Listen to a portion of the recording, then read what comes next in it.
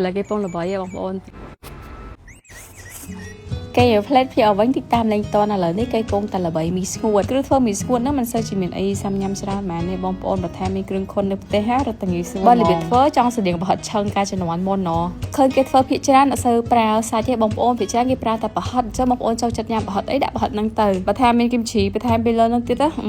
ទៅចាប់ជាតិឆ្ងាញ់ហ្មងញ៉ាំអត់ងាយទៅលាន់ទេឥឡូវនេះប្រយ័ត្នណាចង់ញ៉ាំអីមួយត្រូវតែមើលច្បាស់ហ្មងពីគ្រឿងផ្សំជាពិសេសប្រទេសផលិតញ៉ាំនេះខ្ញុំប្រើប្រហិតខ្មែរទាំងអស់និយាយទៅតាំងពីកើតហេតុមកប្រហិតខ្មែរឆ្ងាញ់ជាងគេលើលោកហើយសុវត្ថិភាព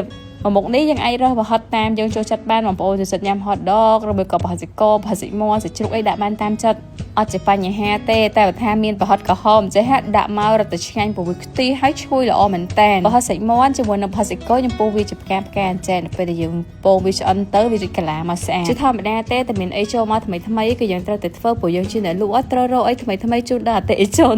ដូចកាលខ្ញុំបើកហាងដំបូងអញ្ចឹងចេញប្រហិតឆឹងមិនតាន់ទេធ្វើហើយជាពិសេសយើងនៅស្រុកស្រែនៅជនបទតែយើងរកអីឃើញបានថាឆ្ងាញ់ហើយបានតាន់ trend គេដល់យើងលក់ដាច់ជាងគេហើយថាមួយវិញចាំយើងមកដល់ថានៅខាងពេញមានអីនៅខាងយើងមាននឹងដែរចាំមិនថាឲ្យតែមានអីថ្មីមានអីដែលថាអាចចេះជួយចែកម្លែកបងប្អូនបានណាដឹងតែចែកម្លែកទៅហើយព្រោះបងប្អូនមើលទៅអាចថាយកទៅច្នៃធ្វើខ្លួនឯងបានថ្មីទៀតទៅតាមរសជាតិប្រចាំតូបរបស់យើងដូចមីស្ងួតនេះអញ្ចឹងយើងបំពងប្រហិតហ្នឹងឲ្យវារីងឆ្អិនក្រៀមល្អសិនណាទំនោរធ្វើនេះស្តៀងតែប្រហិតឆឹងដែរទេបងប្អូនអញ្ចឹងបើសិនជាយើងញ៉ាំហើយដាក់ម្ទេសហុយតាមការចូលចិត្តយើងប្រើគ្រឿងឆ្នាំងដីបន្តិចមកលួចយកក្លិននិងយកពណ៌ឲ្យវាស្អាតគ្រឿងស៊ុបឆ្នាំងដីនេះក៏ធ្លាប់ធ្វើវីដេអូបង្ហាញដែរមានវីដេអូចាស់បងប្អូនអាចចូលមើលបានគ្រឿងធ្វើមកចាស់ឲ្យបងប្អូនអត់មានថែមគ្រឿងទេដាក់មកអស់ដែរសម្រាប់មីពីកញ្ចប់យើងប្រើទឹកប្រឡាក់សាច់ពីសាព្រាបាយបើសិនជាបងប្អូនដាក់មកកញ្ចប់ដាក់មកសាព្រាគ្រឿងទឹកប្រឡាក់សាច់ហ្នឹងឲ្យពណ៌ឲ្យរសជាតិឆ្ងាញ់ហ្មងយើងឆាគ្រឿងពីរមុខហ្នឹងឲ្យចូលសព្វគ្នាល្អសិនមកចាប់ដាក់ប្រហិតដែលយើងបានចៀនមុនហ្នឹងចូលមកតែប៉ុណ្ណឹងក្លិននឹងឈ្ងុយល្អមែនតែនហ្មងច្របល់សពហើយយើងចាក់មីដែលយើងបានត្រាំទឹកត្រជាក់មុនហ្នឹងចូលមកកូរទៅកូរមកឲ្យតែវាសព្វគ្រឿងទៅហើយបើសិនជាបងប្អូនអត់មានគ្រឿងទឹកប្រឡាក់សាច់ទេអាចប្រើប្រេងខ្យងទឹកស៊ីអ៊ីវស្ករហើយទឹកម្ទេសបន្តិចទៅក៏បានដែរឲ្យវាខាប់ហើយរបៀបថាល្មួតគ្រឿងល្អណា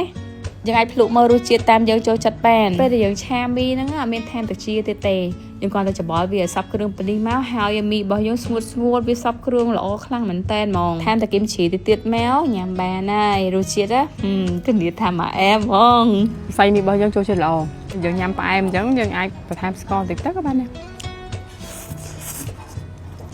lagi pun lebay ya bang. ឃើញមនុស្សអញ្ចឹងដល់ឃើញកាលធ្វើដំបូងបងប្អូនចេញពីសាលាមកអត់ទៅចេះធ្វើម្ហូបទេនិយាយថាយើងចេះតែមូលដ្ឋានគ្រឹះអ្នកណាក៏ដូចអ្នកណាដែរបងប្អូនតយើងរៀនហើយទៅអនុវត្តខ្លួនឯងមិនចេះច្បាស់បងប្អូនចង់ធ្វើអីមួយអញ្ចឹងមើលហើយយើងរៀនធ្វើខ្លួនឯងនៅផ្ទះចែកនៅផ្ទះភ្លក់ទៅ